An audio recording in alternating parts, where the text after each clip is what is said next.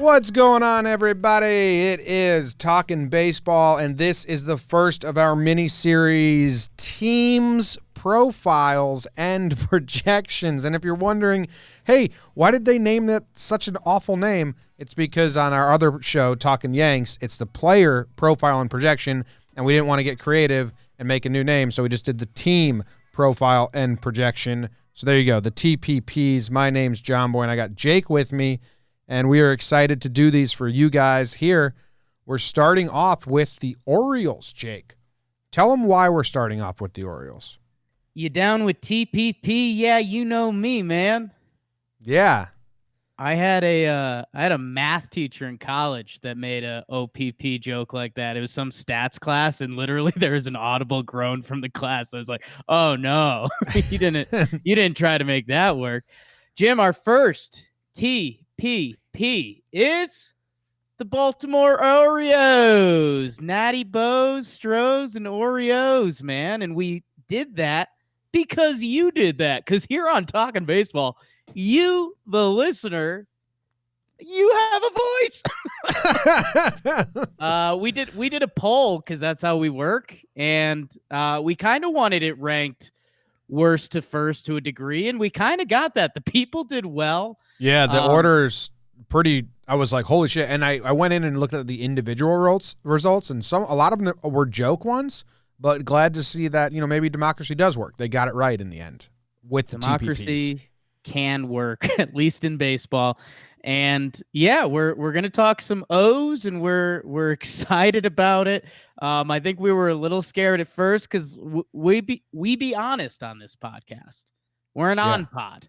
An on-pod, yes. That is and what these they were O's saying. suck. Oh, man. They're bad. They're bad. Is it a hot take to say they might be better, though? Is that your spin if you're an Orioles fan? That they might be better? Maybe. Yeah.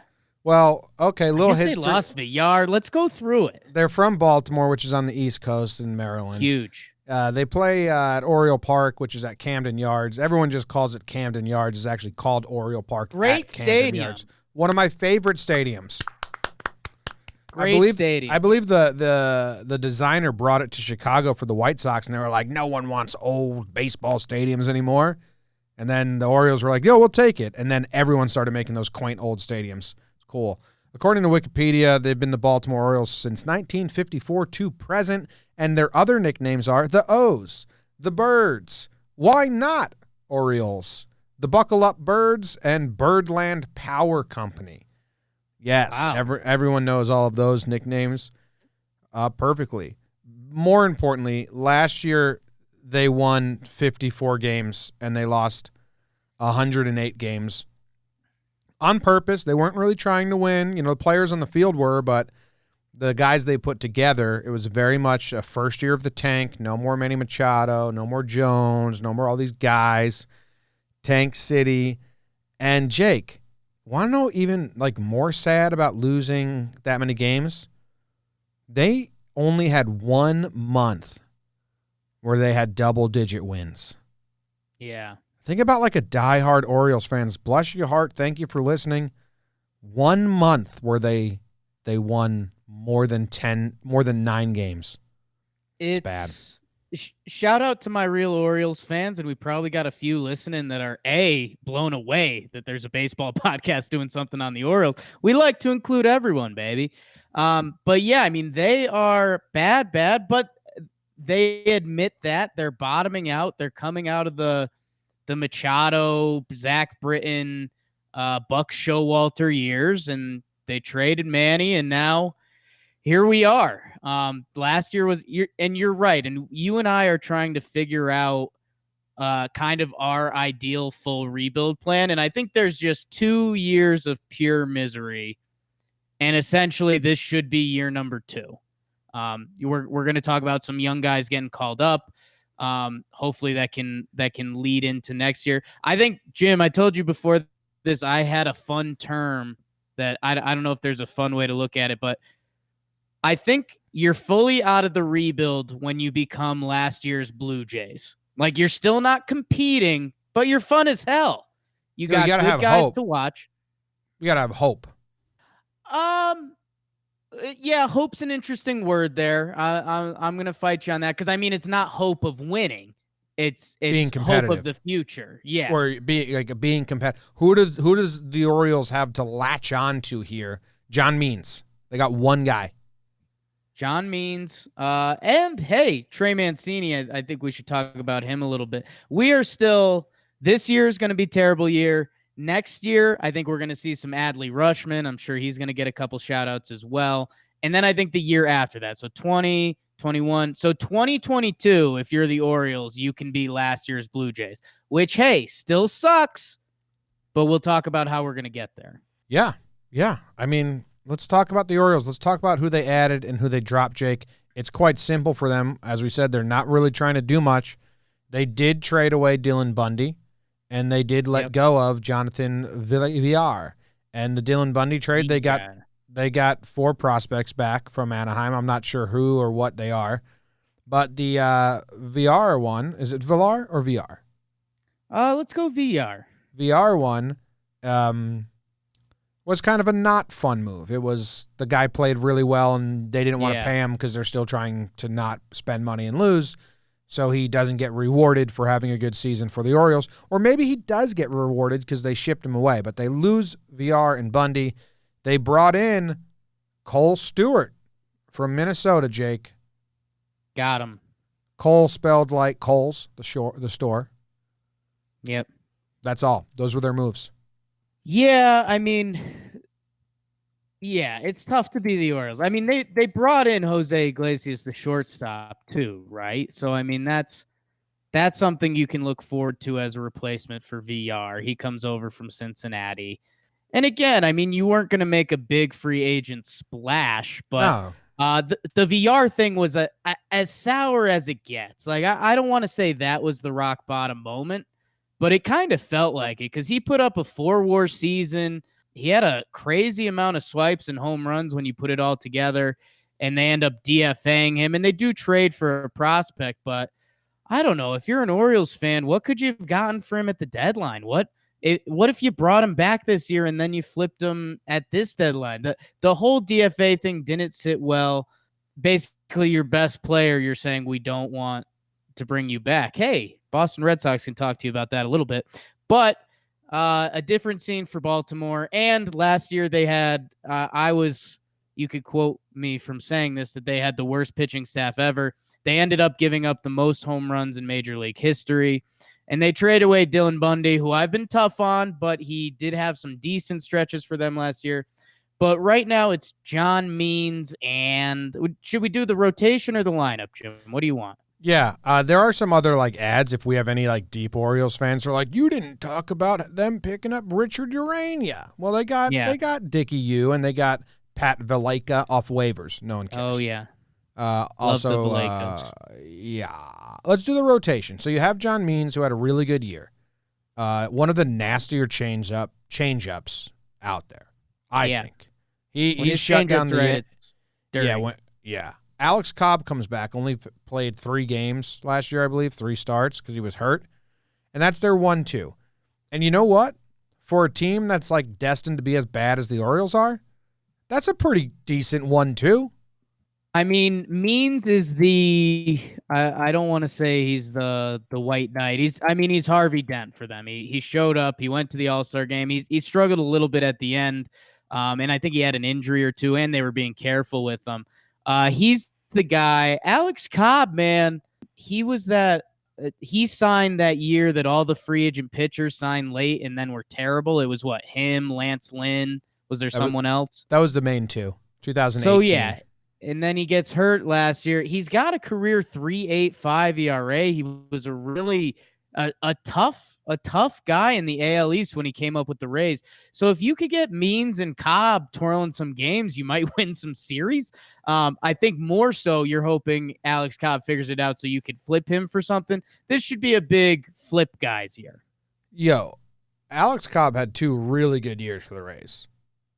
His best season is a really good season for a pitcher. 27 games started, 2.87 ERA. Yeah.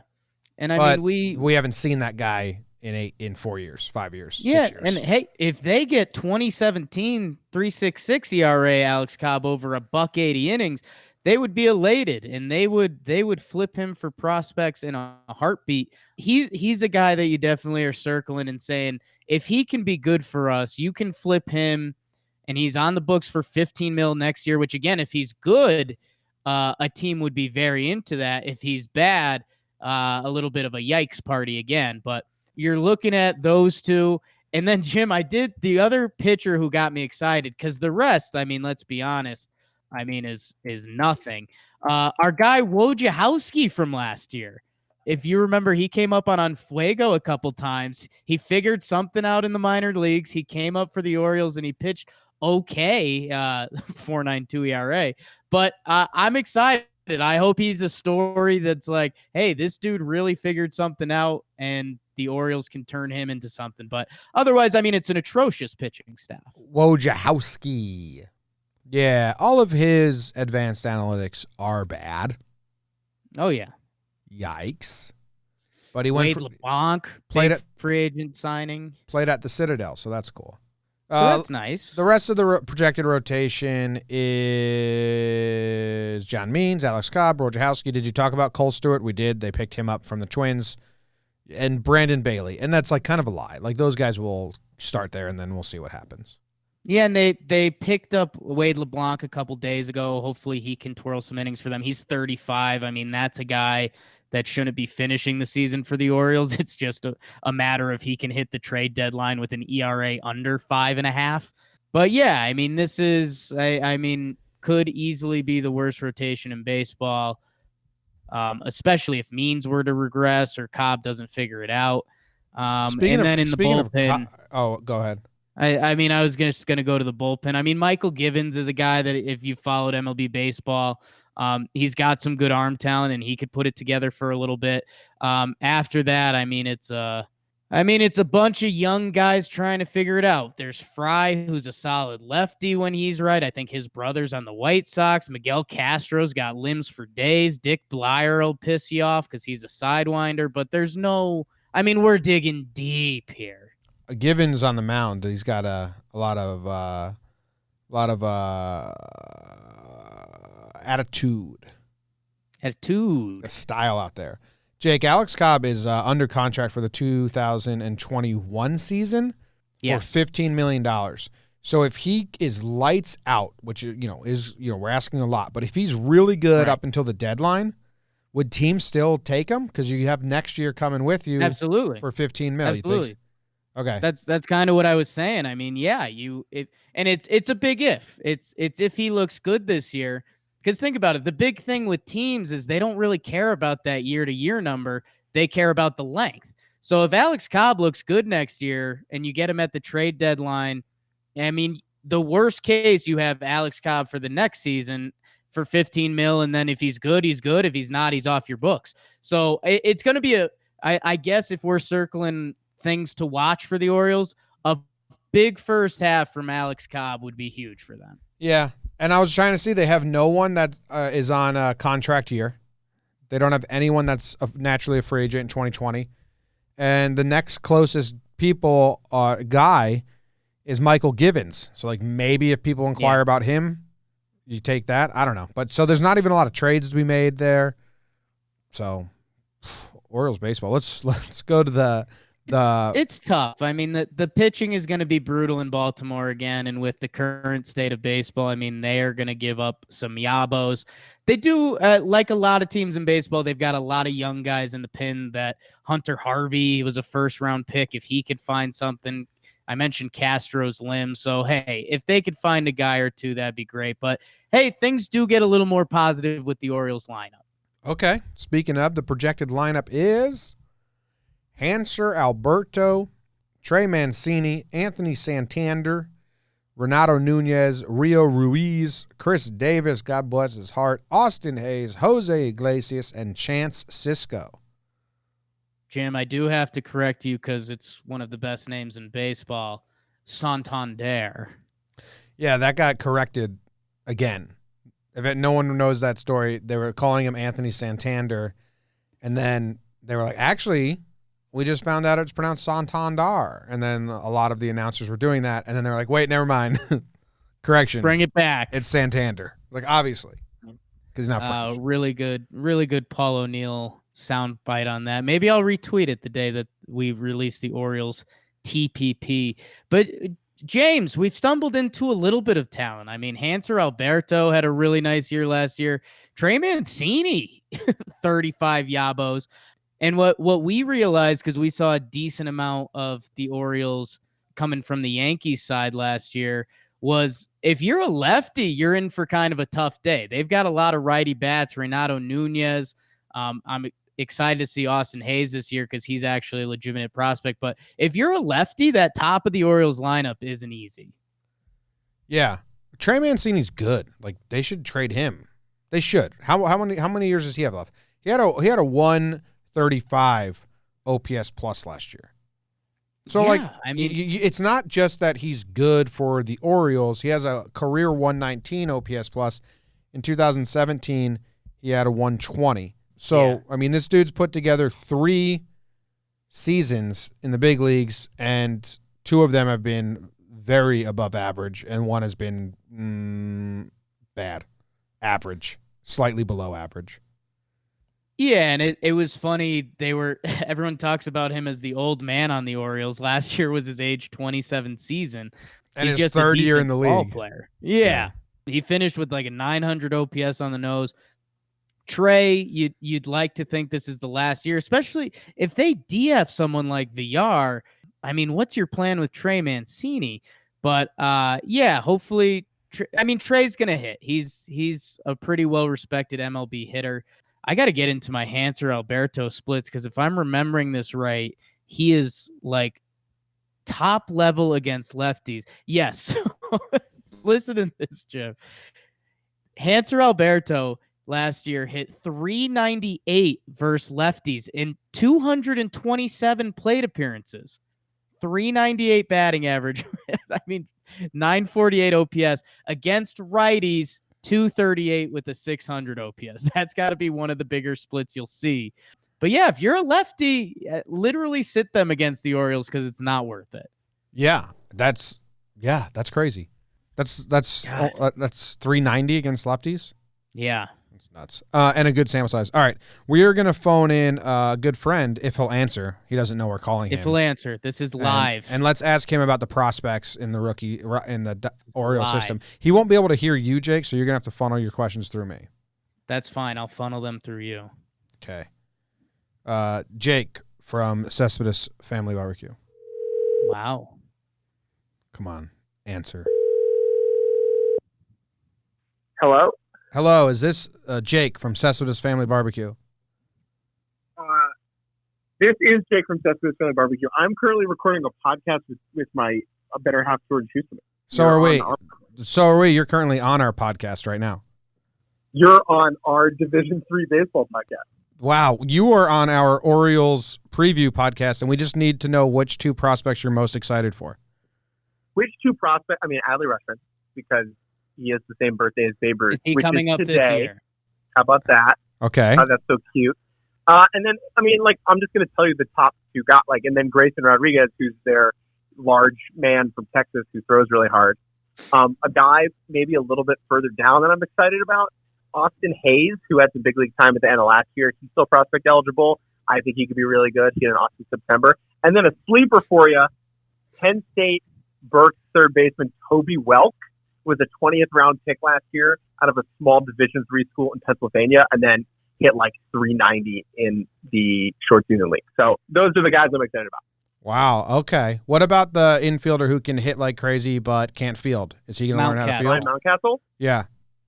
I mean, I like him, but the one thing I've seen the Orioles have a lot of recently is guys who can't really, like, they're like an outfield corner or a first baseman and can't really play defense but can hit. Like, right, like that's Trey Mancini. That's we had Trumbo when he was good. That was Chris Davis. Like those guys grow on trees, and I think Mountcastle's going to be really, really good at hitting. But I don't know if he can play defense anyway. Okay, thank you. Do you have any questions for the other Jake before we hang up? Can you guys name 8 current Orioles without looking at it? Well, we just did the whole. We're doing. We just did the whole. We just did the team preview, so we've looked at it. Okay, who is each of your favorite Orioles? John Means is an easy favorite for me. I think he's the only Oriole with talent right now, besides Trey Mancini. Jake, who's your favorite? Hanser Alberto versus lefties. And Jake's is Hanser Alberto versus lefties only. Lefties. Don't you dare put him against a righty. What's the point? All right. Thanks, man. Be good. See ya. See ya. All right, so there you go. He's excited. He's excited for some prospects. One of the world's most famous Oriole fans. Do we have famous Oriole fans? Speak up if you are. Cal Ripken? No, he doesn't. You think Cal Ripken's walking around with like an Orioles hat on? He hates them. I don't know enough about. He may like the birds. Real quick. Where do the Orioles rank in terms of MLB birds? Ooh. And then we'll do the over under. Do you have them above or below Cardinals? Below. Yeah, same. Yeah. Okay. What about is a Blue Jay a bird? Blue Jay is a bird. I have Orioles above Blue Jay. Blue Jays and Orioles are tight. I think Blue Jays get the nods because they can be like beautiful. Like a Blue Jay can stop you when you're walking. Can an Oriole? I mean, I think an Oriole's it's not an ugly bird, but no, Blue Jay's way better than Oriole. Just Google. Oh my God, a good-looking Blue Jay. Yeah, okay. That'll change. A good-looking Blue Jay will change your day. Yeah, that'll be like I saw a Blue Jay today, so that's You'll great. tell people. If you see an Oriole, you don't tell a soul. Nah, you might be like, I think that's an Oriole. And then you ask for someone to look, but then it flies away, and you're like, it doesn't matter. A Blue Jay, you take your phone out, you take a picture of it. All right, is that the only birds? A lot more Feels birds like in the we're missing birds. Well, no. Astros, Angels, Athletics, Mariners, Rangers, Twins, Royals, Tigers, Indians, White Sox, Blue Jays, Rays. That's the Sun now. Red Sox, Orioles, Giants, Padres, Dodgers, Rockies, Diamondbacks, Cardinals, Pirates, Brewers, Reds, Cubs, Nationals, Phillies. Yeah, there's only 3 birds. A lot more birds in the NFL, I believe. How about that? Orioles not only voted top 3 bird. Top 3 bird. Good spin, Jake. That's a good spin. Because I was about to say voted worst as a baseball team and voted worst as a bird represented baseball team. Yeah, I will. My last baseball thing that I think I had as a note coming in. Well, I think this is going to be the last year of Chris Davis. I think it's got to stop, whether it's during the season or after the season. Like, just stop. What are we doing? And I like Austin Hayes. I think he's got a pretty good hit tool, Jim. So I'm excited to see him get full run out there. All right, and we project them to finish 5th in the AL East. I think it's an easy agree there, right? Oh, yeah. And, Jake, the Vegas over-under is 57.5 games. Are you taking the over or the under? They won 54. I'll go first. I'm taking the under. I'm going over, baby. Do you think they break 60? Ooh, no. All right, tight Hard window. 59. Hard 59. Okay, there you go. Cobb solid. Means is the real thing. And they're here. Orioles hot take. They have a decent record against lefties next year. They're like 2 games. They're 2 games under 500 against lefties next year. I was about to end it, but now I got to look at the schedule. So I have the Orioles on pace to be over the over-under until the trade deadline, and then they trade Cobb. I don't think this is true. I think you're messing. I think you're messing with yourself because I think that's when the Orioles catch some wins and the season. I didn't believe anything I was just saying. Okay, go O's. I mean, they open up. I was trying to see where they open up, Jake. They opened up Yankees, Red Sox, Cardinals, Yankees, Pirates. Wow, weekend series, Orioles versus Pirates. That'll be a riot. Hey, what happened opening series last year versus the Yankees? Took 2 out of 3. Yeah, they won 3 in a row the first week of the season. They never won 3 in a row again, or maybe a couple times. They never won 4 in a row again. That's the end. Thank you guys very much for hanging out with us. We'll be back tomorrow.